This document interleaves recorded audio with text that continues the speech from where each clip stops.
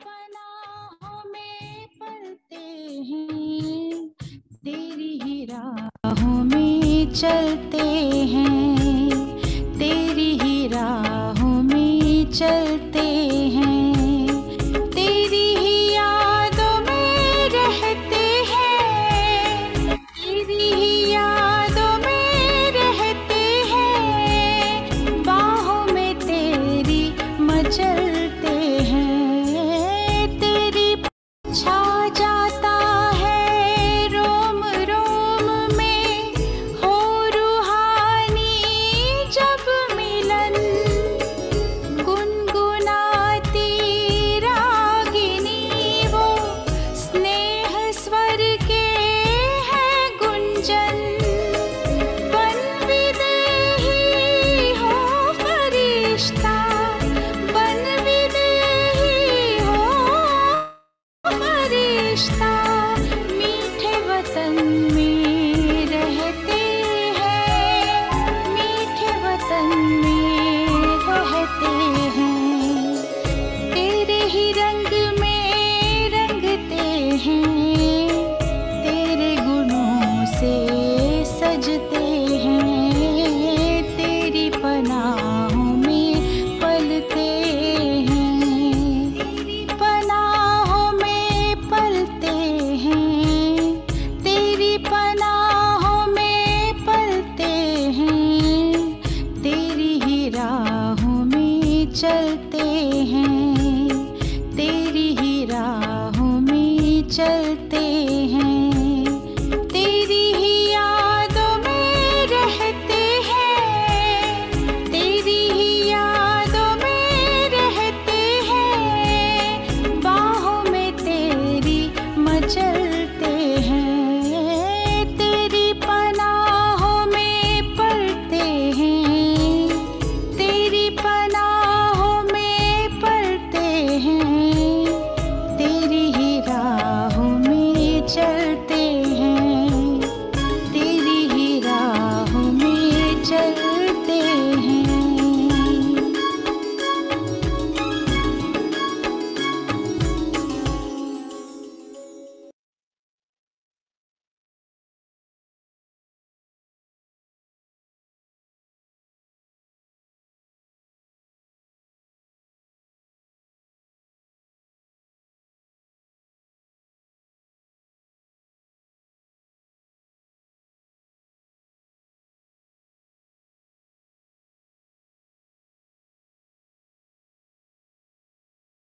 ओम शांति शांति, ओम शांति शांति, अंतर मन में ज्योति जगा लो, होगा दूर अंधेरा,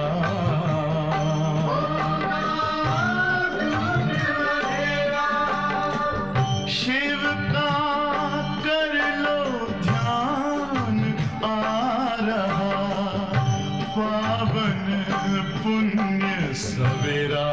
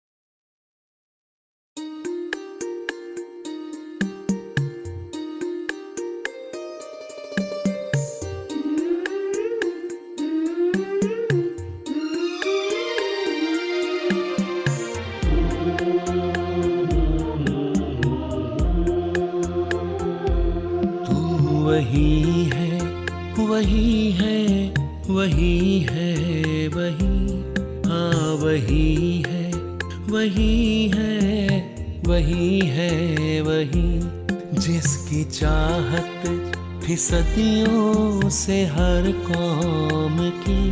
तू वही है, वही है, वही है, वही।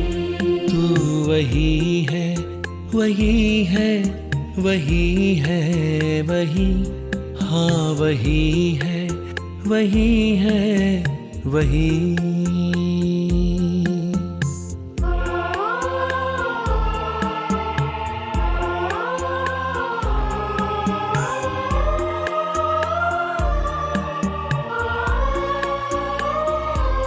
तू ही रूहों का मालिक, पिता और गुरु।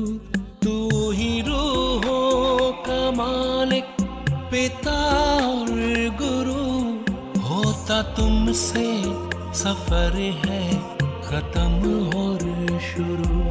होता तुमसे सफर है खत्म और शुरू। परवरिश दे रही तेरी मौजूदगी। तू वही है, वही है, वही। तू वही है, वही है, वही है, वही। हाँ वही है, वही है, वही। हाँ वही है, वही है, वही।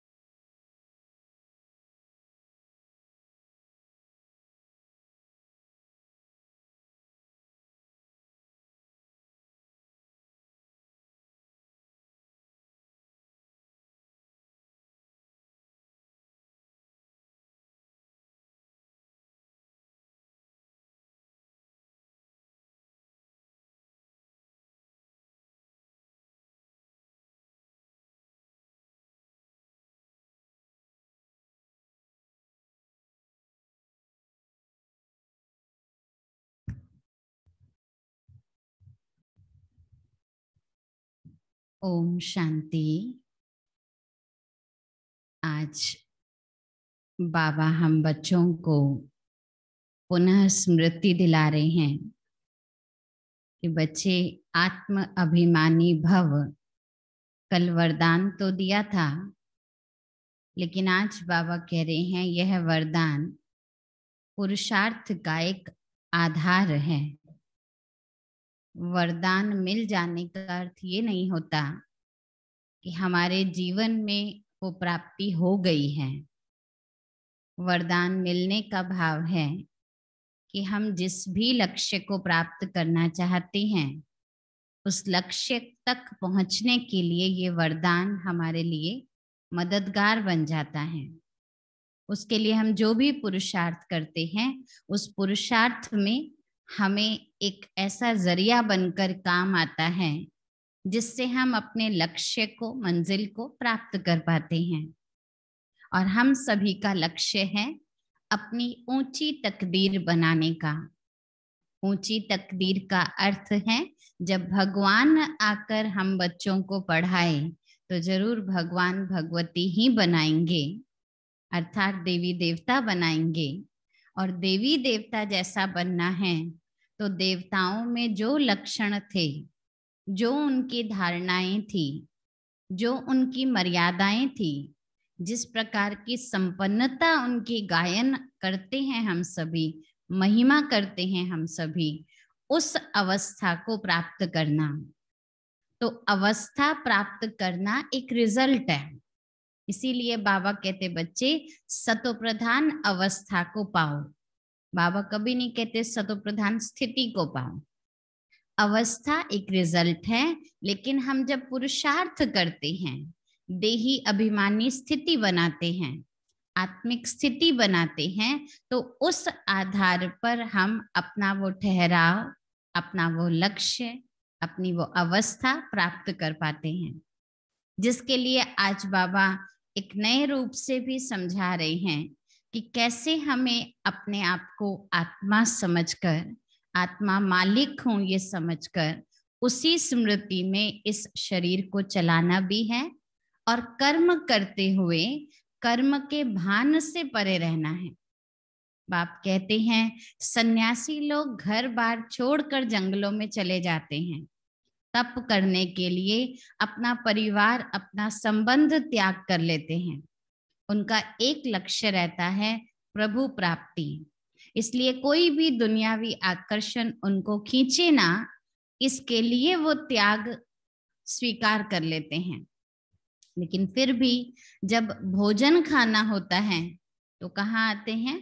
गृहस्थियों के पास ही कमंडल लेकर आते हैं, भिक्षा मांगते हैं।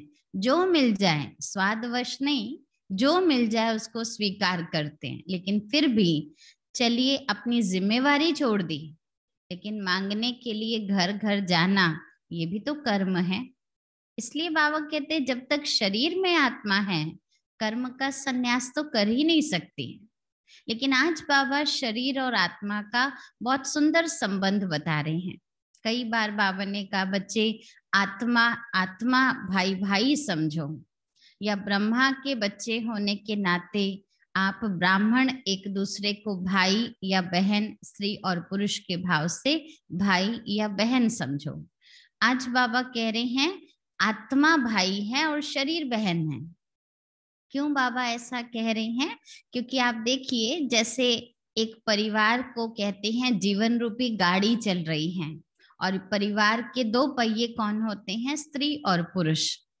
इसी रीति बाबा कहते हैं जैसे गाड़ी दोनों पहियों के बिना चल नहीं सकती है, ऐसे ही बाबा कहते हैं ये शरीर आत्मा के बिना मूल्यवान नहीं है और आत्मा शरीर के बिना अपना कर्तव्य नहीं कर सकती है।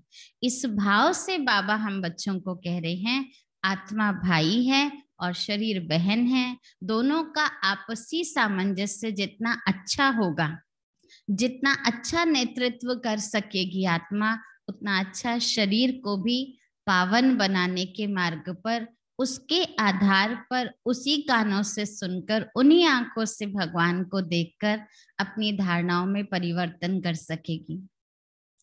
एक और इम्पोर्टेंट बात बाबा की है, बच्चे परिस्थितियां तो आएंगी, क्योंकि कई बार हमारे मन में आता है कि हम देही अभिमानी कैसे बने। बाबा रोज मुरली में हमको कहते हैं, तो देही अभिमानी बनने की जो विधि है वो कोई ये नहीं है कि सारा दिन मैं आत्मा हूं, मैं आत्मा हूं, मैं लिखती रहूं या सिर्फ देखते हुए सबको बोलती रहूं। लेकिन आत्मा की क्या क्या विशेषताएं हैं, आत्मा के कौन से वो मूल गुण हैं, जब हम उनका चिंतन और उनके स्वरूप में रहते हैं तो आत्मा उन गुणों के भान में रहती है और आत्मा का अपने असली अनादि गुणों के भान में रहना, ये कहलाता है देही अभिमानी स्थिति। इसलिए बाबा कहते बच्चे अगर कोई देहभान की बात आती है, आज खास बाबा बोल रहे हैं ज्यादा से ज्यादा देहभान कौन सा आता है? क्रोध आ जाता है। कोई हमसे थोड़ा सा कुछ बोले ऊंचा तो मन करता है अभी सुना दो इसको, अभी ठीक कर दो, हमको नहीं आता बोलना। परंतु बाबा ने युक्ति बताई है अपनी देही अभिमानी स्थिति को बचाए रखने के लिए, और वो युक्ति है, हम भक्ति में भी कहानी सुनते आए थे, हातिम ताई के खेल की। उसको ताबीज दिया और क्या बोला, जैसे ही कुछ कोई तुम्हें बोलना शुरू करे तो तुम अपने मुख में वो ताबीज डाल लो, उसको मुहलरा कहते हैं, और वो डाल लोगे तो फिर तुम बोलना चाहोगे भी तो बोलोगे नहीं, और सिखा क्या दिया, अगर वो ताबीज बाहर दिख गई तो उसकी शक्ति खत्म हो जाएगी। अब बाहर दिखनी नहीं है, माना मुंह खोलना नहीं है, मुंह खुलेगा नहीं, हम कुछ बोलेंगे नहीं, और थोड़ा सा टाइम पास हो जाएगा, बात शांत हो जाएगी। तो ये सब विधियां भक्ति काल से बनी हुई हैं, लेकिन ये हमारे लिए बनी हुई हैं। ये ताबीज कोई और नहीं, स्मृति की ताबीज है, बाबा की दी हुई शिक्षाओं की ताबीज है। ये मुहल्ला हमें याद का डालना है कि हम क्या बनने वाले हैं, क्यों हमें चुप रहना है, क्यों क्रोध नहीं करना है। ये बातें अगर हमें समय पर याद रहे तो हमारी मंजिल हमसे दूर नहीं है। तो बहुत मीठी मीठी शिक्षाएं हैं, लेकिन मुख्य सारी मुरली देही अभिमानी स्थिति और देहभान को मिटाएं कैसे, उस रूप में बाबा हमको सुना रहे हैं। सुनते हैं आज के महावाक्य। आज 4 मई 2021 की मुरली है। मुरली का सार है, मीठे बच्चे अपने आप से पूछो, पूछते जाइएगा अपने आप, ठीक है। अपने आप से पूछो, मैं कितना समय बाप की याद में रहता हूँ, मैं कितना समय बाप की याद में रहता हूँ। कैसे मालूम पड़ेगा? कितने घंटे बैठे घड़ी से मालूम पड़ेगा। कई बार बाबा कहते बैठते तो हैं लेकिन योग तो नहीं लगता, तो कैसे मालूम पड़े? उसकी अगली लाइन सुनिए बाबा क्या बता रहे हैं। देही अभिमानी स्थिति कितना समय रहती है? देही अभिमानी स्थिति कितना समय रहती है? क्योंकि याद में रहेंगे तो आत्मिक स्मृति रहेगी, और आत्मिक स्मृति देही अभिमानी स्थिति बनाएगी। प्रश्न है, तकदीरवान बच्चे ही बाप का कौन सा डायरेक्शन पालन करते हैं? तकदीरवान बच्चे ही बाप का कौन सा डायरेक्शन पालन करते हैं? उत्तर है, बाप का डायरेक्शन है, मीठे बच्चे, आत्म अभिमानी भव। कल वरदान मिला था, आज डायरेक्शन के रूप में मिल रहा है। मीठे बच्चे आत्म अभिमानी भव। तुम सब आत्माएं मेल हो, फीमेल नहीं। तुम सब आत्माएं मेल हो, फीमेल नहीं। तुम आत्मा में ही सारा पार्ट भरा हुआ है। तुम आत्मा में ही सारा पार्ट भरा हुआ है। अब यही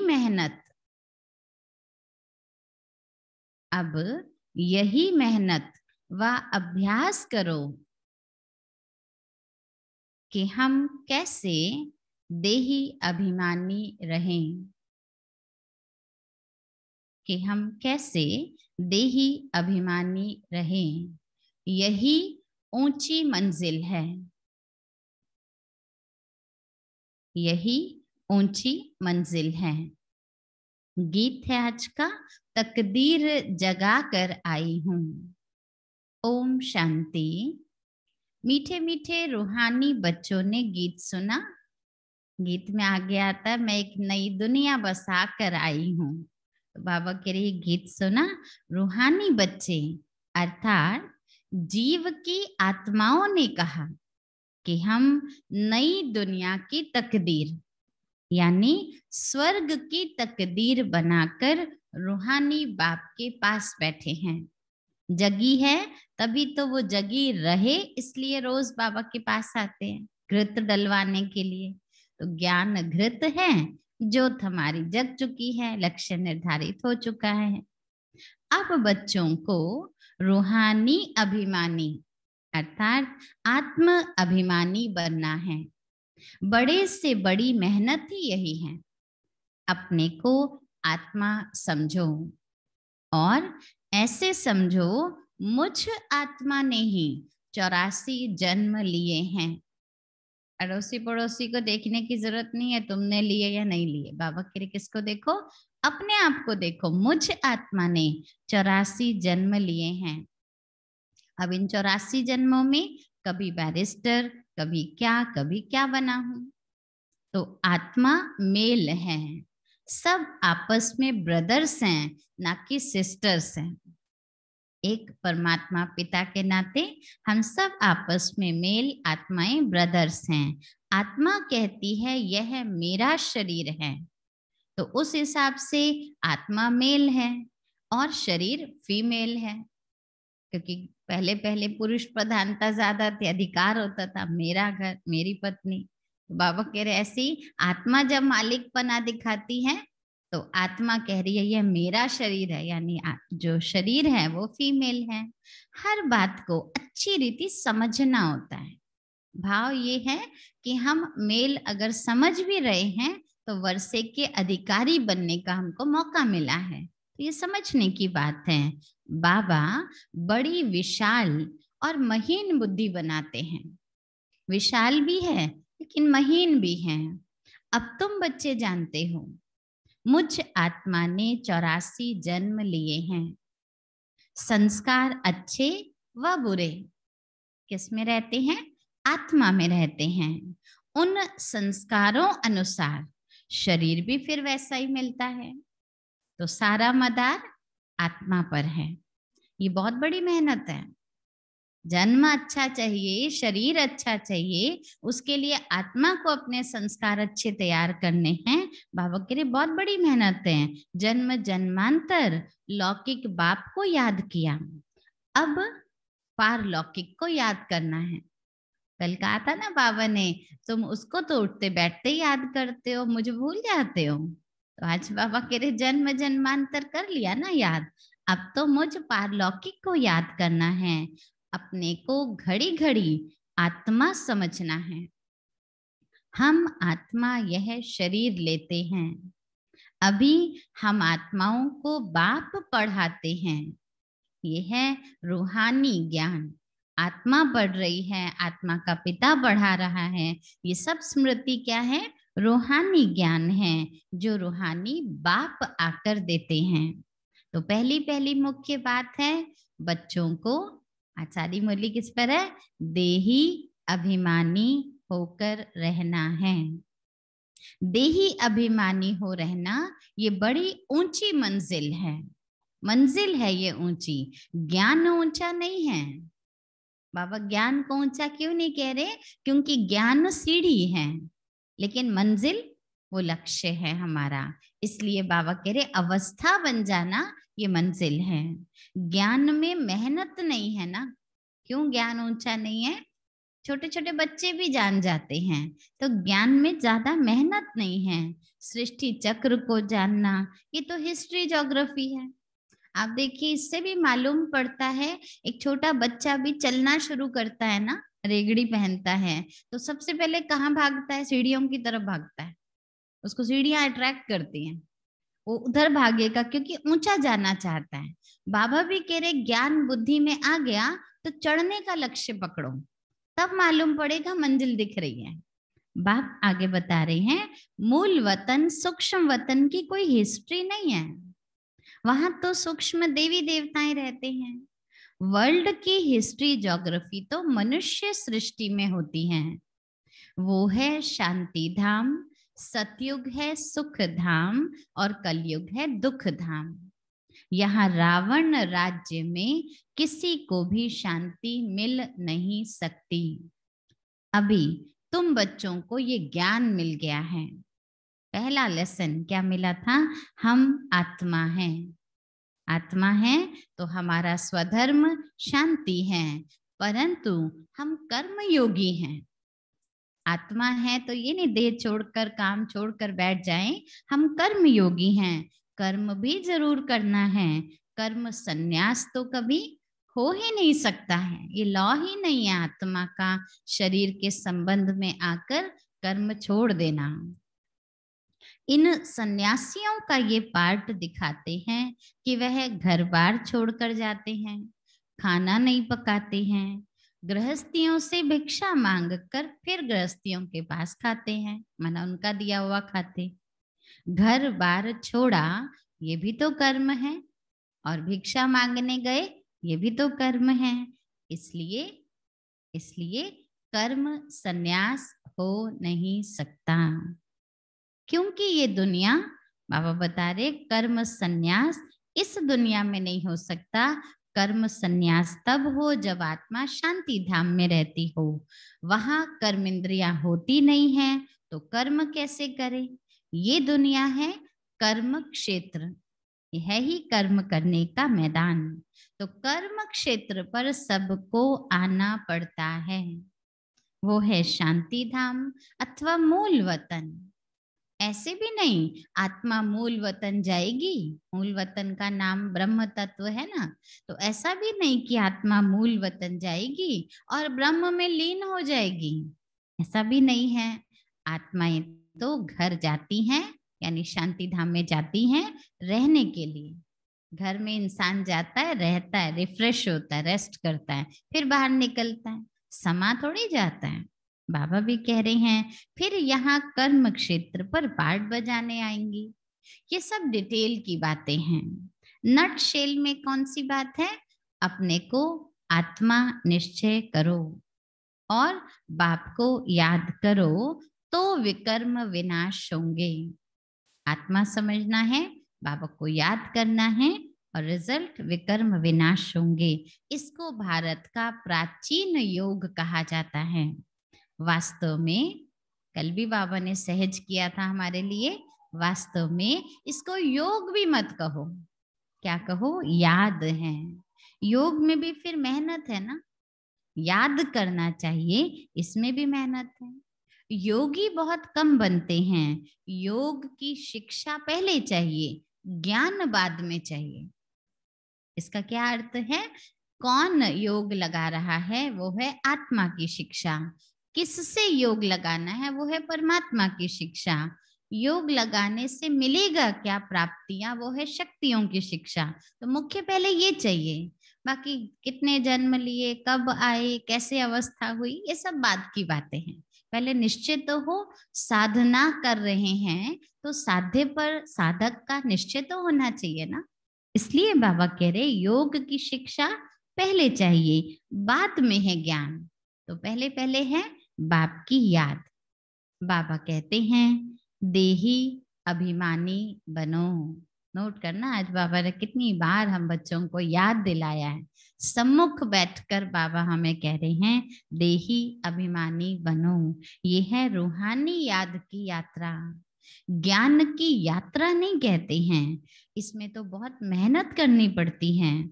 कोई तो भल बीके कहलाते हैं, बाबा के बच्चे तो बन गए, नाम भी रख दिया, हम बीके में जा रहे हैं, हम ओम शांति में जाते हैं, लेकिन याद बाप को बिल्कुल नहीं करते हैं। बाबा कह रहे हैं ये कड़वा सत्य है, लेकिन सत्य तो है। बच्चे बन गए, समझते बस बाबा तो हमारा ही है, याद नहीं करते हैं। बाप आकर ब्रह्मा द्वारा तुमको देही अभिमानी बनाते हैं, क्योंकि तुम पहले देह अभिमानी थे। पहले तो मालूम ही नहीं था मैं आत्मा भी हूं। अब देही अभिमानी बनने का तुम्हारा पुरुषार्थ चल रहा है। बाकी ब्रह्मा कोई भगवान नहीं है, क्योंकि मनुष्य कोई भी भगवान हो नहीं सकता। यहाँ तो सब मनुष्य मात्र पतित हैं। पावन श्रेष्ठाचारी यहाँ एक भी हो नहीं सकता है। आत्मा के लिए कहते हैं पुण्य आत्मा, पाप आत्मा। मनुष्य भी कहते हैं ना मेरी आत्मा को तंग नहीं करो, कहते इन्होंने मेरी आत्मा को दुखी कर रखा है। तो इसका मतलब आत्मा अलग है, शरीर से महसूस कर रही है, परंतु फिर भी नहीं समझते हैं मैं कौन हूँ। खुद कह रहे हैं ये शब्द, लेकिन नहीं समझते हैं। पूछो हे जीव की आत्मा तुम क्या धंधा करती हो? कहेंगे मैं आत्मा इस शरीर के द्वारा, जब आत्मा की समझ मिल जाती है तो कहने वाला क्या कहता है, मैं आत्मा इस शरीर के द्वारा फलाना धंधा करता हूँ।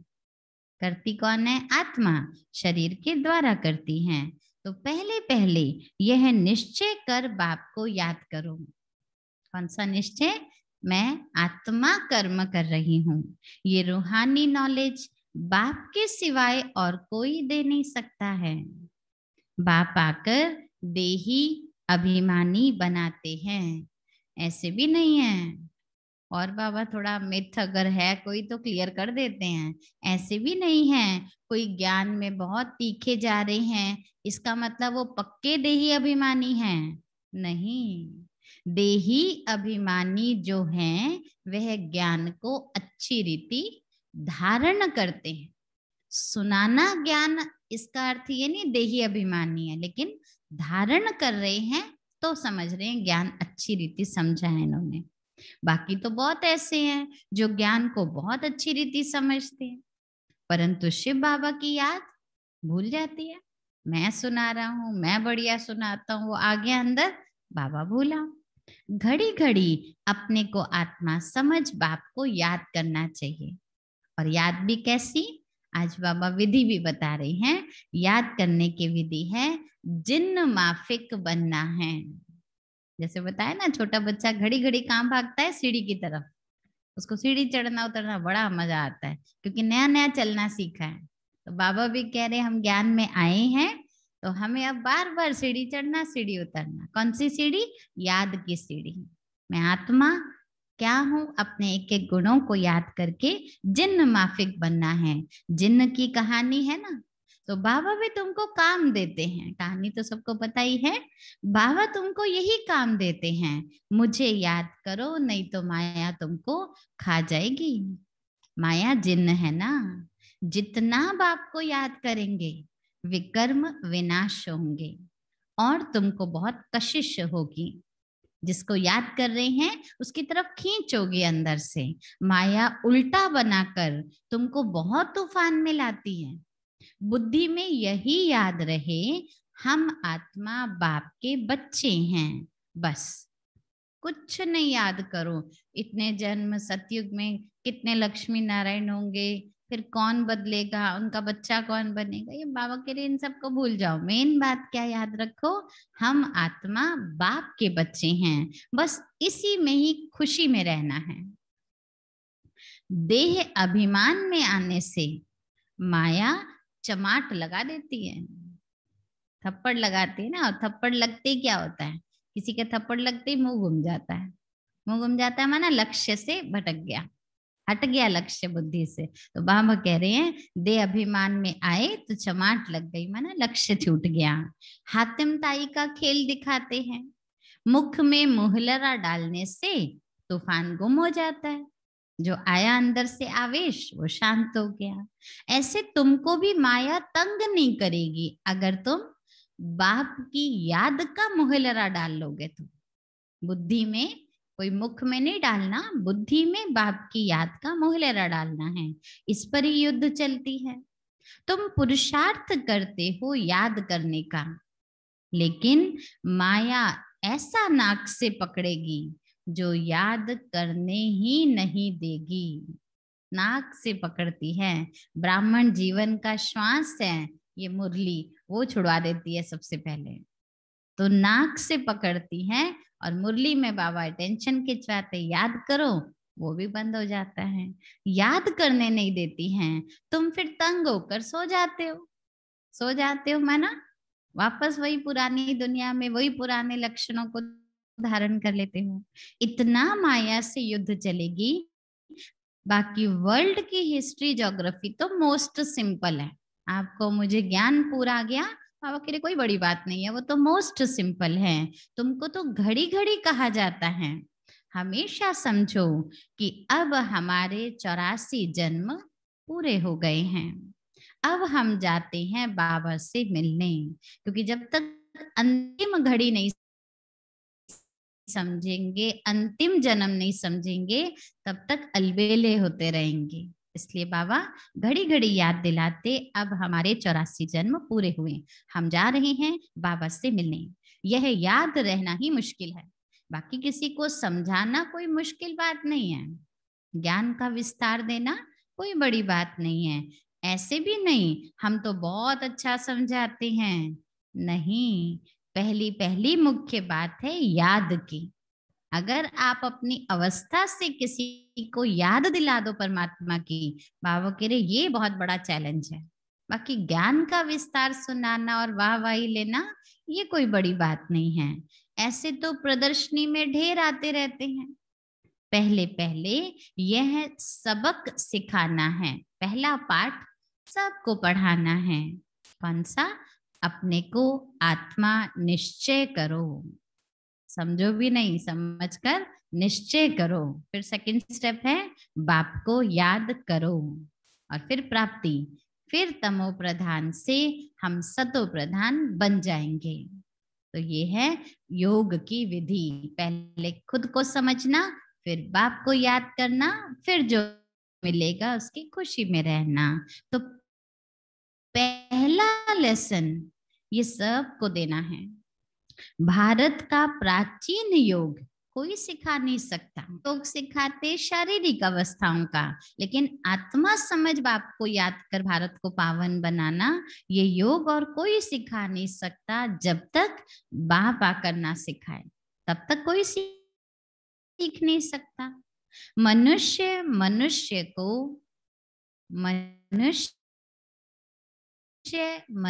को राजयोग सिखा नहीं सकता है। मनुष्य कहे आओ मैं तुम्हें राजयोग सिखाऊं, ये इम्पॉसिबल है, क्योंकि राजयोग से मुक्ति, जीवन मुक्ति के द्वार खुलते हैं, सदगति प्राप्त होती है, और मनुष्य सदगति दे नहीं सकता। तो बाबा कह रहे ये इम्पॉसिबल है। सतयुग में तो है ही पावन, वहां तो सिर्फ प्रारब्ध भोगते हैं, वहां ज्ञान अज्ञान की बात नहीं होती है। वहां तो सिर्फ हम जो कर रहे हैं किया हुआ अभी का खा रहे हैं। भक्ति मार्ग में जब अज्ञान आता है तब तुम बाप को पुकारते हो, और पुकार कर कहते हो आओ आकर हमारे दुख हरो, दुख हरो बदले में सुख दो। सतयुग त्रेता में कोई भी गुरु गोसाई आदि भी नहीं थे, क्योंकि वहां हर आत्मा सदगति को पाई हुई थी। सदगति का वर्षा 21 जन्म के लिए तुम पा सकते हो, और पाने का टाइम अभी का है। 21 पीढ़ी कहते हैं ना, कहावत है ब्रह्मा कुमारी वह, कुमारी के लिए दुनिया में कहते हैं ब्रह्मा कुमारी वह जो 21 पीढ़ी का उद्धार कर दे, अपने आने वाले 21 जन्मों को अच्छा दिव्य बना ले। बाकी बी के नाम लिखने की बात बड़ी नहीं है, लेकिन अपनी पीढ़ी सुधारनी है। ये भारत में ही गाया जाता है, भारत में ही तुमको 21 पीढ़ी का वर्षा मिलता है। भारत में ही मिलता है, माना जब 21 जन्म शुरू में हमारे सतयुग त्रेता के होंगे, उस समय एक खंड भारत ही होगा। तो भारत में ही सतयुग और त्रेता का 21 जन्म हमको प्राप्त होगा। वहां तुम एक ही देवी देवता धर्म वाले होते हो, बाकी कोई दूसरा धर्म तो है ही नहीं। बाप आकर तुमको मनुष्य से देवता बनाते हैं, पवित्र तुम आत्माएं घर वापस जा नहीं सकती। यहाँ तो सब विकारी पतित हैं। जो जो धर्म स्थापक हैं वह फिर पालना करते हैं।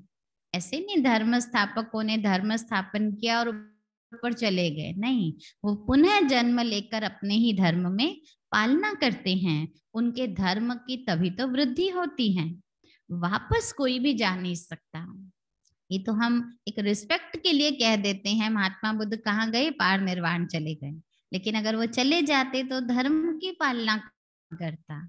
और लॉ है वापस कोई जा नहीं सकता, एक भी एक्टर वापस जा नहीं सकता, क्योंकि सबको सतो प्रधान, सतो रजो तमो में आना ही पड़ता है। ब्रह्मा के लिए भी कहते हैं ब्रह्मा का दिन सो ब्रह्मा की रात। स्वयं आदि पिता को ब्रह्मा का दिन भी देखना पड़ता है तो रात भी। तो क्या सृष्टि में अकेला ब्रह्मा ही होगा? वो कहेंगे ब्रह्मा का नाम लिया था ना, तो ब्रह्मा ही दिन में था और रात में था। बाबा के नहीं, अभी तुम ब्राह्मण कुल के बन रहे हो, तुम भी रात में थे और अभी दिन में जा रहे हो। तुमको समझाया है कि कितना समय तुम पूज्य बनने में रहते हो और कितने जन्म तुम पुजारी बनकर रहते हो। जब तक बाप ना आए तब तक कोई भी भ्रष्टाचारी से श्रेष्ठाचारी बन नहीं सकता। बाबा का आना इतना महान परिवर्तन करता है कि मनुष्य आत्मा को भ्रष्टाचारी से श्रेष्ठाचारी बनाते हैं। भ्रष्टाचारी किनको कहा जाता है? जो विकार से पैदा होते हैं। इसलिए इस दुनिया को विकारों का ही जन्म है, विकारों का ही जीवन बना रखा है। इसलिए इस दुनिया को हेल कहते हैं, नरक कहते हैं। हेल और हेवन दोनों में अगर दुख हो तो फिर उनको हेवन कहने की दरकार क्या है? सतयुग में भी अगर दुख हो और आज भी दुख है तो अलग अलग नाम रखने की जरूरत ही क्या थी? बाबा कहते जब तक मनुष्य पूरी रीति ज्ञान नहीं समझते तब तक उल्टा सुल्टा प्रश्न करते रहते हैं। तब तक क्या कहेंगे? राम जी के राज्य में भी तो कंस था ना, सॉरी कोई ना, रावण था ना। कृष्ण के राज्य में भी तो कंस था ना, तो टेंशन तो उनको भी थी, हमको है तो कौन सी बड़ी बात। तो ज्ञान नहीं समझा ना अच्छी तरह तो उल्टे सुल्टे प्रश्न करेंगे। बाबा आकर समझाते हैं भारत क्या था, ऐसा किसने बनाया। भारत की महिमा अपरम अपार है, पर तो जिसने बनाया उन बाप की भी तो महिमा गाते हैं ना। बाप ही आकर बच्चों को विश्व का मालिक बनाते हैं। मनुष्य मात्र को, बाबा की महिमा क्या है? सभी मनुष्य मात्र को दुर्गति से सदगति में ले जाना, ये तो बाप का काम है। शांति धाम में भी ले जाते हैं, जिसके लिए मनुष्य पुरुषार्थ करते हैं। उसको कहते हैं, जो सतयुग की दुनिया है, सदगति की दुनिया, उसको कहते हैं अटल सुख, अटल शांति, अटल पवित्रता का राज्य। 21 जन्म तक ना कोई छीन सकता, ना कोई आक्रमण कर सकता है। वहां तुम सुख में रहते हो, शांति में भी रहते हो। बाकी आत्माएं जो शांति धाम में रहती हैं वो सिर्फ शांति में रहती हैं। ये सतयुग का और परम धाम का बाबा अंतर बता रहे हैं। मैक्सिमम जन्म तुम लेते हो, बाकी मिनिमम वाले तो अटल शांति में ही रहते हैं।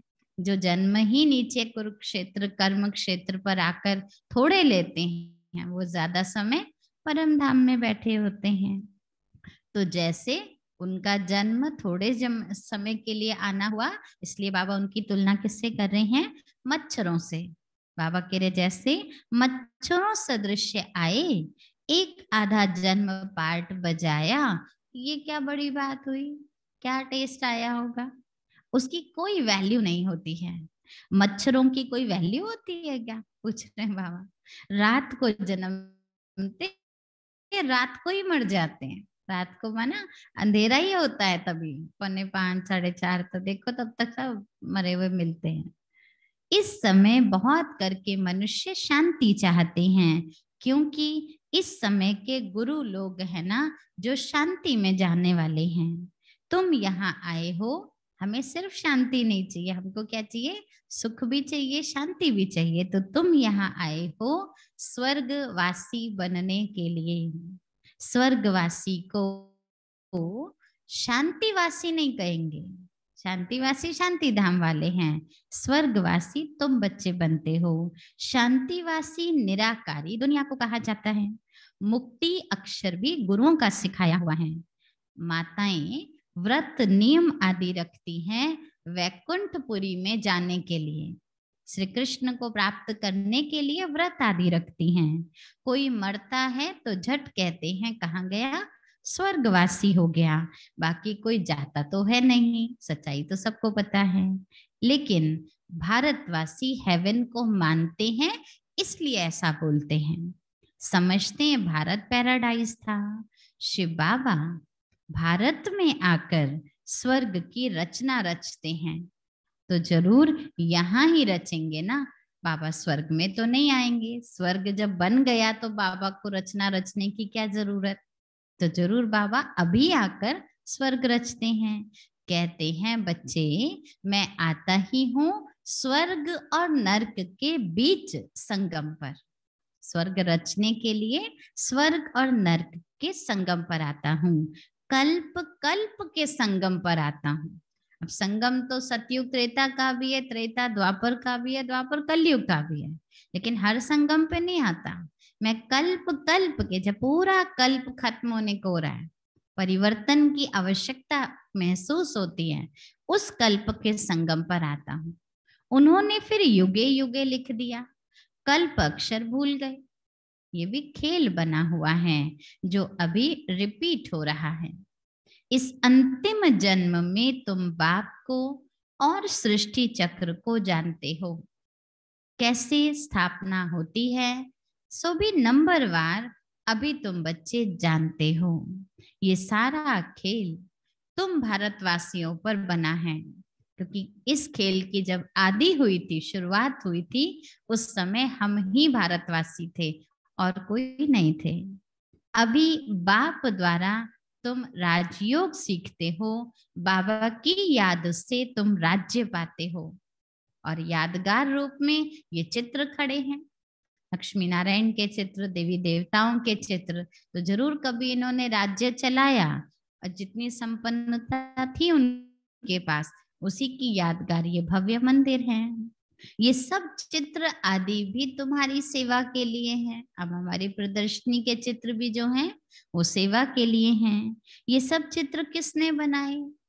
इनको कोई गुरु गोसाई तो है नहीं, ब्रह्मा बाबा ने बनाए, किसी गुरु ने उनको शिक्षा दी थी, ऐसा तो कोई है नहीं। अगर कोई गुरु ने बताया होता तो फिर एक ही शिष्य होता क्या?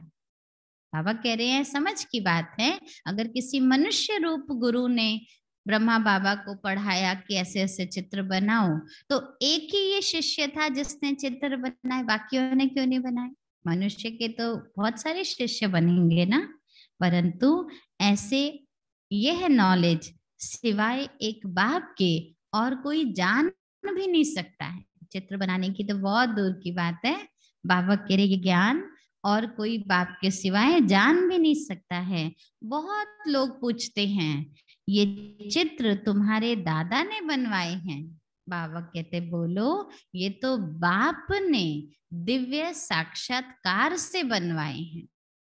दादा ने बनाए, दादियों ने बनवाए, ये कोई मतलब नहीं है। ये शिव बाबा ने दिव्य साक्षात्कार करा के बनवाई हैं।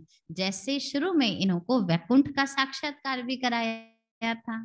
वहां कैसे स्कूल चलती है, क्या भाषा होती है, स्कूल में वहां भी जाएंगे, लेकिन क्या सीखने जाएंगे? चित्रकला सीखने जाएंगे, नृत्य कला सीखने जाएंगे। तो बाबा के लिए जाएंगे वहां भी, लेकिन कोई बोझ नहीं होगा, बैग के बोझे उठा उठा कर घूमने हैं, एग्जाम के लिए चिंता करनी है पिता को, बच्चों को, ऐसा कुछ नहीं होगा। वहां की स्कूल कैसे चलती है, क्या भाषा होगी, ये सब शुरू में बाबा ने साक्षात्कार कराए थे। बच्चे भट्टी में थे ना, अभी क्यों नहीं कराते? पहले क्यों कराए थे? क्योंकि पहले ज्ञान का इतना विस्तार नहीं था और बच्चे सारे एकत्रित एक ही जगह पर रहते थे। अभी तो घरों घरों में रहकर सुन रहे हैं ना, पहले सभी घर से आके एक ही जगह भट्टी बनी थी, रहते थे, तो बहलाना होता था उनको। बाबा कह रहे हैं बच्चों को बहलाते थे ऐसा दिखाकर।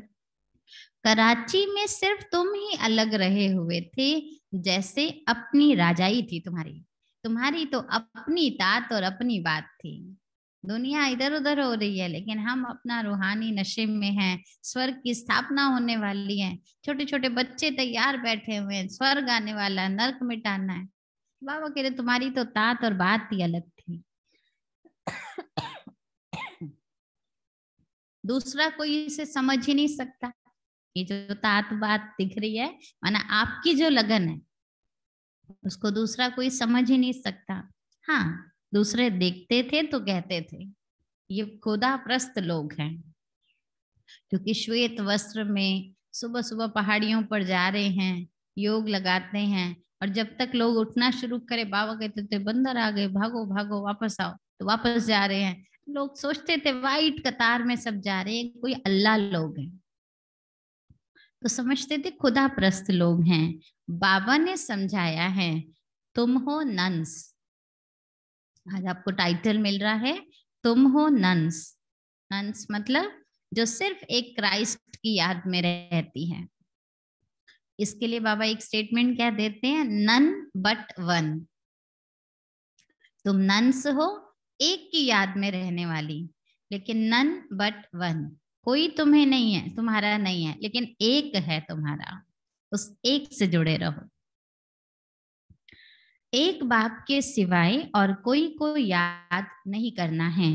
जैसे वह नन्स क्राइस्ट को ही जानती हैं, उनके सिवाय कोई को नहीं जानती, ऐसे ही तुम भी एक बाप को याद करते हो। तुम जानते हो वर्षा एक बाप से मिलता है, बाकी शिव बाबा तो है बिंदी, वह भी कोई द्वारा ही तो समझाएंगे। शिव बाबा का अपना शरीर तो है नहीं, बिंदु है, लेकिन वो बिंदु भी समझाने के लिए किसी तन का आधार तो लेंगे। तो कौन सा तन है, प्रजा पिता ब्रह्मा का तन। तो प्रजापिता नाम है, तो जरूर प्रजापिता ब्रह्मा यहाँ होंगे। प्रजा यहाँ है इस धरती पर, तो प्रजापिता ब्रह्मा भी यहाँ होंगे। बाप कहते हैं इनके बहुत जन्मों के अंत के भी अंतिम जन्म के पतित शरीर में मैं आता हूँ। कितना क्लियर बाबा आने का अपना प्रोसेस बता रहे हैं। इस आत्मा के बहुत जन्मों के अंत के भी अंतिम जन्म के, उसमें भी फिर पतित शरीर में मैं आता हूँ। तो आता किस लिए, तुम्हें पावन बनाने के लिए। अच्छा, मीठे मीठे सिकिलधे बच्चों प्रति माता पिता बाप दादा का याद प्यार और गुड मॉर्निंग। रूहानी बाप की रूहानी बच्चों को नमस्ते। हम रूहानी बच्चों की रूहानी बाबा को नमस्ते। धारणा के लिए मुख्य सार, पहली पॉइंट है ज्ञान को अच्छी रीति धारण कर। ज्ञान को अच्छी रीति धारण कर देही अभिमानी बनना है। देही अभिमानी बनना है, यही मेहनत है, यही मेहनत है, यही ऊंची मंजिल है, यही ऊंची मंजिल है। इस मेहनत से आत्मा को सतो प्रधान बनाना है। इस मेहनत से आत्मा को सतो प्रधान बनाना है। सेकंड पॉइंट है जिन्न बनकर याद की यात्रा करनी है। घड़ी घड़ी जब टाइम मिले ऊपर चले जाओ, फिर वापस कर्म क्षेत्र पर आओ, फिर चले जाओ, फिर आ जाओ। तो घड़ी घड़ी बाबा कह रहे हैं जिन्न बनकर याद की यात्रा करनी है। माया कितने भी विघ्न डाले, माया कितने भी विघ्न डाले, लेकिन मुख में मोहलरा डाल देना है।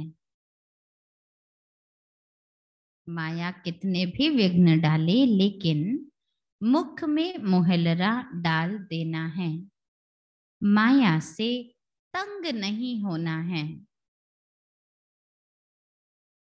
माया से तंग नहीं होना है। एक की याद में रहकर, एक की याद में रहकर तूफान हटा देने हैं। तूफान हटा देने हैं। आज का वरदान, अलौकिक खेल और खिलौनों से खेलते हुए, अलौकिक खेल और खिलौनों से खेलते हुए सदा शक्तिशाली बनने वाले, अचल अडोल भव। अलौकिक खेल और खिलौनों से खेलते हुए सदा शक्तिशाली बनने वाले, अचल अडोल भव। इसका स्पष्टीकरण है, अलौकिक जीवन में माया के विघ्न आना भी अलौकिक खेल है। जैसे कुश्ती लड़ते हैं, कुश्ती में गिर जाना, मिट्टी लग जाना, तो ये थोड़ी कहते हैं अरे ऊपर ऊपर मारो ना, मुझे मिट्टी में क्यों गिरा रहे हो। तो खेल है, ये तो पार्ट है, तो वो मिट्टी भी आनंदित लगती है क्योंकि हमारा गेम ही वही है। तो ऐसे ही बाबा कह रहे इस अलौकिक जीवन में अगर कोई तूफान आ रहे हैं तो वो क्या है, अलौकिक खेल है। जैसे शारीरिक शक्ति के लिए खेल कराते हैं ना, शक्ति के लिए ताकत रहे इसलिए खेलो कहते हैं, ऐसे ही अलौकिक युग में परिस्थितियों को खिलौना समझकर ये अलौकिक खेल खेलो। पहले तो ऐसा नहीं होता था, जब से योग लगा रहा हूं तब से हुआ है। कोई नहीं, यही तो परिस्थिति है, इसको खेल समझकर खेलें। इनसे डरो व घबराओ नहीं, सर्व संकल्पों सहित। इसकी विधि क्या है, डरना नहीं घबराना नहीं, तो करें क्या, तो करने की विधि बता रहे हैं। सर्व संकल्पों सहित स्वयं को बाप दादा पर बलिहार दो। मैं खेल खेल रहा हूं लेकिन कोच मेरा सामने खड़ा है, मुझे बता रहा है, गाइड कर रहा है, तो मेरा सारी जिम्मेवारी उस कोच के पास है। तो स्वयं को बाप दादा पर बलिहार दो, तो कभी जो बलिहार जाएंगे उनको कभी माया का वार नहीं लग सकता। रोज अब कब बलिहारना है, कोच फ्री भी तो रहे हमारा, बाबा फ्री भी तो रहे, तो बाबा हम बच्चों का फ्री टाइम अपने लिए अपॉइंट कर देते हैं। कौन सा, रोज अमृत वेले साक्षी बनकर स्वयं का सर्व शक्तियों से श्रृंगार करो। खुद को देखें कहाँ कहाँ पर श्रृंगार की कमी है, तो उस चीज को साक्षी होकर देखकर अपना स्वयं का सर्व शक्तियों से श्रृंगार करें, तो अवस्था अचल अडोल रहेगी। तो टाइम है अमृत वेले का, करना क्या है, श्रृंगार, और परिस्थितियों को क्या करना है, बाप को बलिहार कर देना है, तो माया के वार से बच जाएंगे। स्लोगन है आज के समय के अनुसार, बहुत इंपॉर्टेंट स्लोगन है ये। कोई भी संसार समाचार सुनना या सुनाना, कोई भी संसार समाचार सुनना या सुनाना, ये भी स्वयं में किचड़ा जमा करना है। ये भी स्वयं में किचड़ा जमा करना है, क्योंकि इधर हो गया, ऐसा हो गया, यहाँ नहीं मिल रहा, ये सारी बातें लेकर और ही बुद्धि को डरा देते हैं और ही थका देते हैं। इसलिए बाबा कहते संसार समाचार क्या है, थकाएगा, किचड़ा जमा करेगा। हमको संसार समाचार नहीं लेना, हमको बाबा के ब्राह्मण परिवार का समाचार चाहिए, ताकि ब्राह्मण बच्चे कैसे पुरुषार्थ कर रहे हैं, कैसे उन्नति में जा रहे हैं, और बाबा के द्वारा दी गई याद की शक्ति से अनेकों को कैसे दुआएं दे सकते हैं, हम उसका समाचार लें। आजकल क्या पुरुषार्थ चल रहा है, कैसे हमें योग की विधि बढ़ानी है, ये पुरुषार्थ का लेन देन करेंगे तो उन्नति होती जाएगी।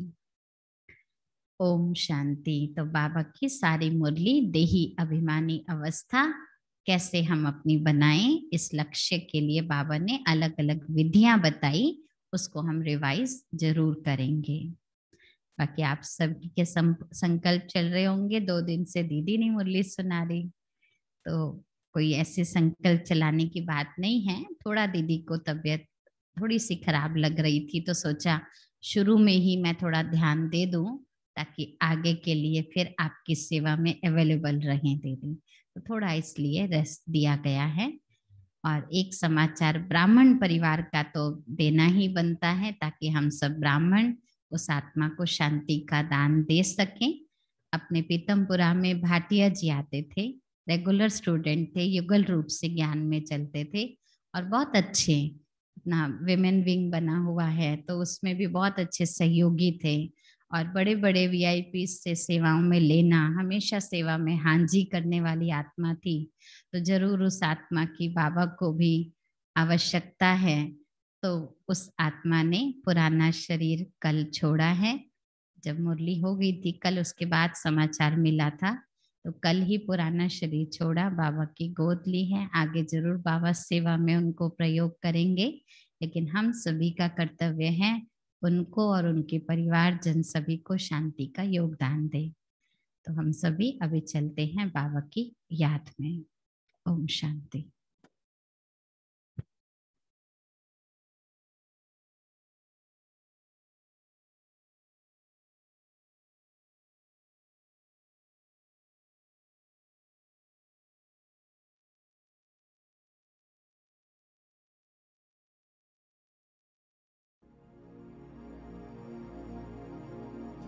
खुशियों से भर दे जिंदगी हमारी, आपकी बलिहारी प्रभु, आपकी बलिहारी।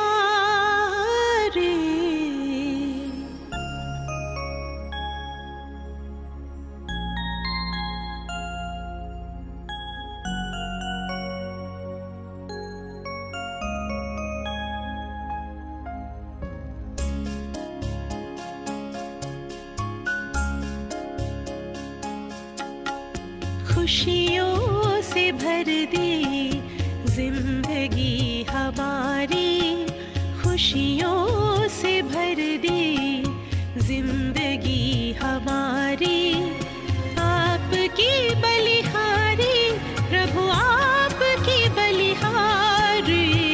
आश पूरी कर दे आपने हमारी, आश पूरी कर दी आपने हमारी। आपके आभारी हम, आपके आभारी। खुशियों से भर दे जिंदगी हमारी।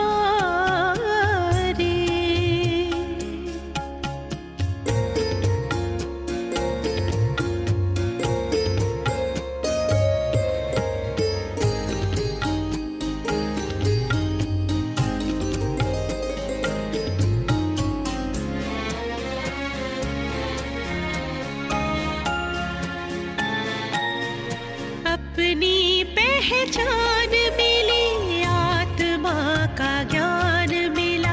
अपनी पहचान मिली, आत्मा का ज्ञान मिला।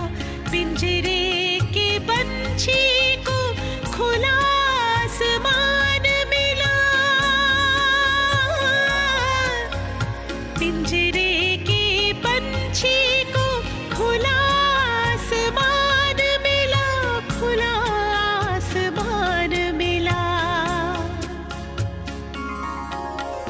बेहद गगन में नजर अब हमारी, बेहद गगन में नजर अब हमारी।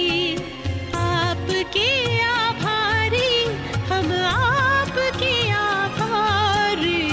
खुशियों से भर दे जिंदगी हमारी।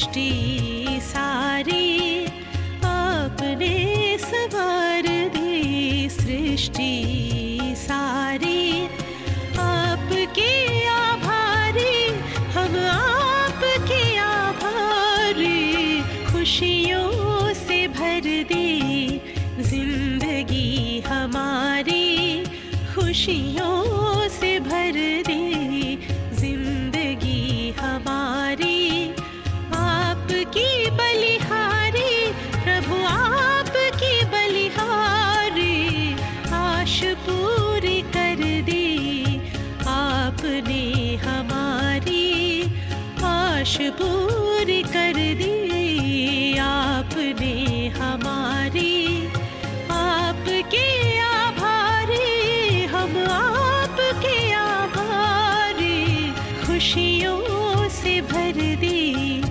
जिंदगी हमारी।